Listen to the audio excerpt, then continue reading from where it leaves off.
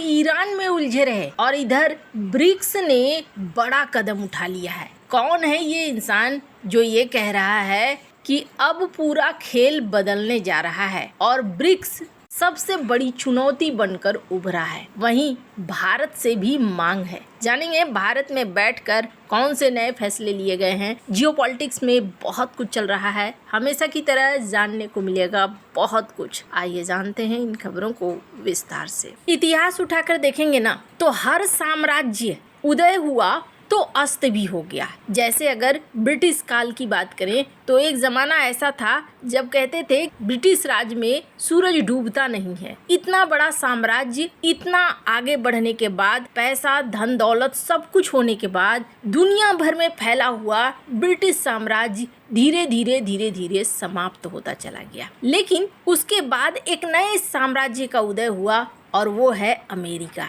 America ने पिछले कुछ दशकों में बड़े बड़े झटके खाए हैं। पहले अमेरिका एक ताकत के रूप में ऐसे उभरा द्वितीय विश्व युद्ध के बाद कि उसकी फैक्ट्रियां कभी तबाह नहीं हुई, उसकी जमीन पर कभी हमले नहीं हुए। जब भी हमले हुए, जब भी जंग लड़े गए, अमेरिका से बाहर लड़े गए। अमेरिका का लगभग सब चीज सुरक्षित रहा और अमेरिका ने अपने उद्योग पर ध्यान दिया, आगे बढ़ते चले गए। अगर लड़ाइयाँ होती थी तो कहीं ना कहीं उनके डिफेंस उद्योग को फायदा होता था। तब तक तो सब कुछ अच्छा चलने लगा। लेकिन कुछ हिंट मिलने शुरू हुए। वियतनाम की लड़ाई जब अमेरिका हार गया, अफगानिस्तान की लड़ाई जहां अमेरिका को वापस लौटना पड़ा, इराक की लड़ाई और इसके बाद अभी ईरान की लड़ाई। ईरान की लड़ाई में शांति वार्ता लगभग कहा जा रहा है हो चुका है। डोनाल्ड ट्रंप की तरफ से भी घोषणा हुआ, ईरान की तरफ से भी घोषणा हुआ। लेकिन इजराइल अभी भी ये कह रहा है कि ये वाली जो घोषणा है ना, ये उन दोनों की है, अब मेरी मर्जी, मैं क्या करूं। वैसे भी 60 दिन के लिए एक तय किया गया है सीमा कि 60 दिन में जो भी वादे किए गए हैं वो पूरा होता है या नहीं होता है। अब कुछ आर्टिकल और कुछ मीडिया हाउस ये क्लेम कर रहे हैं कि कुछ पैसे ट्रांसफर किए गए हैं, करीब $12 बिलियन अमेरिका की तरफ से। वहीं ईरान की संपत्तियों के कुछ हिस्से को अनफ्रीज किया जाएगा। तो ये कुल मिलाकर अगर देखें तो कौन जीता कौन हारा ये कहना मुश्किल है। लेकिन ऐसा लगता है जैसे ईरान अपनी भरपाई करवाएगा कि हाँ भाई, हमें जो हानि हुई है उस हानि को पूरा करो। ये दिखला रहा है अमेरिका के ऊपर एक दबाव भी पड़ रहा है। अमेरिका के दोस्त देश धीरे धीरे उनका साथ छोड़ रहे हैं या अमेरिका खुद भी झिड़क कर उनसे दूर जा रहा है। ये सीन इस वक्त देखने को मिल रहा है। वहीं दूसरी तरफ क्या देखने को मिल रहा है? दूसरी तरफ एक बड़ी चुनौती जो देखने को मिल रही है और जिससे अमेरिका के अर्थशास्त्री भी डर रहे हैं। और वो चुनौती क्या है? स्क्रीन पर इस वीडियो को देखिए। रुडोल्फ डी वोल्फ कौन है ये? अमेरिका के जाने माने अर्थशास्त्री हैं और ये क्या कह रहे हैं? That's already a much bigger economic unit than the United States and its major allies. It's over. We are not the center of the world economy the way we were. Every country in the world is rethinking its strategy. Political, economic, military, ideological. Every company in the world that has any international business is trying to figure out, what does this mean? When African countries these days are trying to figure out, where do we get the money to build the railroads that we need? They used to go to New York or London or Paris. They still go to New York, London, and Paris, but as soon as that trip is over, they go to New Delhi, Beijing, and Sao Paulo. And they ask each of them, who's giving me the better deal? And they go with the better deal, which is why most of the railroads in Africa today are built by the Chinese. Why most of the ports emerging on the coasts of Latin America are Chinese. It's not just your underpants. It's everywhere. And there is no end of that in sight. The International Monetary Fund, a Western agency that cannot be accused of any leftism whatsoever, tells us that in the last year, 2024, the United States economy grew by 2.8%, which was better than all of the other G7 countries. The IMF tells us that China last year grew 5%, double the rate of the United States, and India, another member of the BRICS, grew 7%. In other words, the gap, which is already in favor of China, is growing even more in favor of China.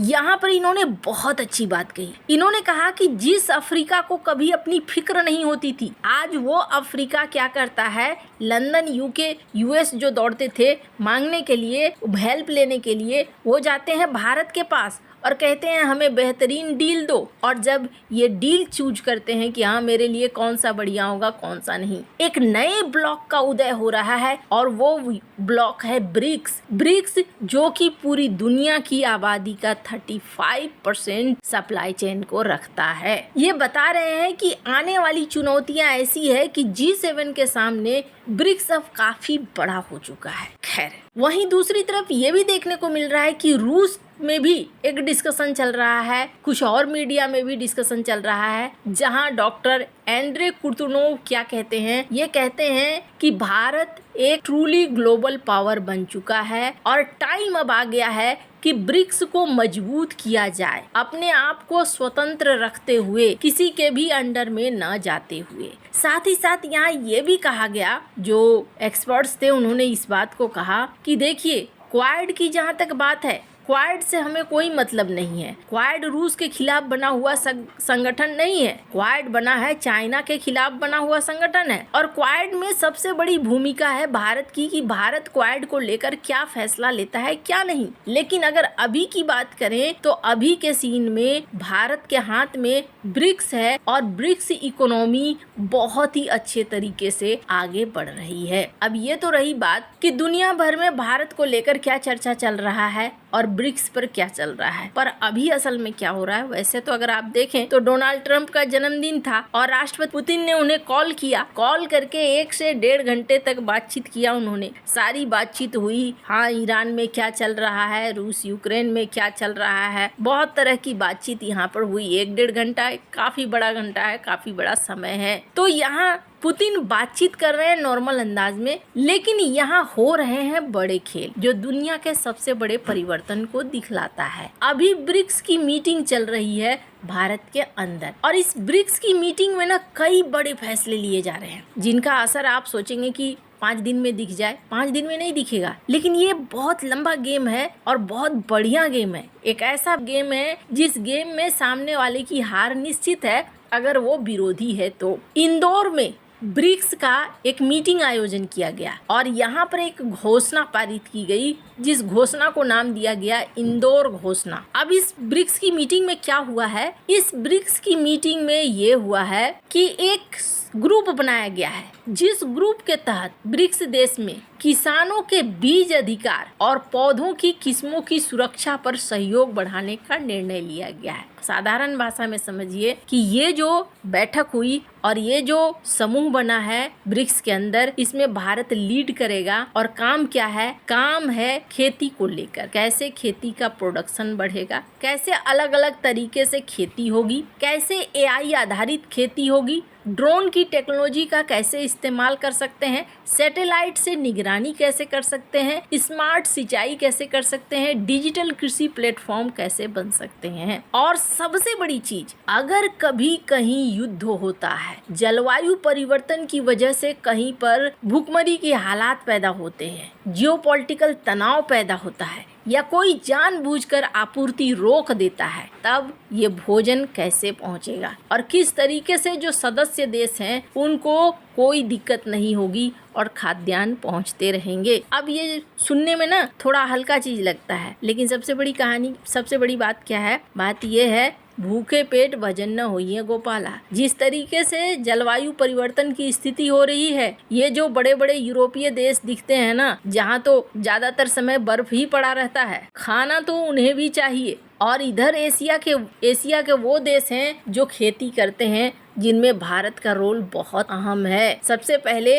अगर जनता भूखी नहीं होगी तो फिर उस देश की उन्नति तेजी से होगी। तो ये जो ब्रिक्स बैठक कर रहा है, ईरान, रूस वगैरह सब यहाँ पर ये बैठक कर रहे हैं, फूड सप्लाई चेन को सुरक्षित करना चाह रहे हैं। अगला चरण दुनिया में ऐसा आने वाला है जिसके पास न खाना रहेगा, उसके पास एक बड़ी ताकत रहेगी। अभी भारत में बहुत सारी चीजें आई, कोरोना आया और भी कई चीजें आई, लेकिन ये भारत को हिला क्यों नहीं पाया? इसके पीछे सबसे बड़ा कारण था भारत का एग्रीकल्चर सेक्टर होना और कृषि प्रधान देश होना। खाद्यान्न की कमी दुनिया भर में हो गई, लेकिन भारत में नहीं हुई। और भारत अब यही कोशिश कर रहा है कि इस सेक्टर में पूरी तरीके से अपने आप को मजबूत बना ले। आपको क्या लगता है? इन सब मामले में आपकी क्या राय है? कमेंट कर जरूर बताएं। जल्द मिलते हैं अगले वीडियो में नई खबर के साथ।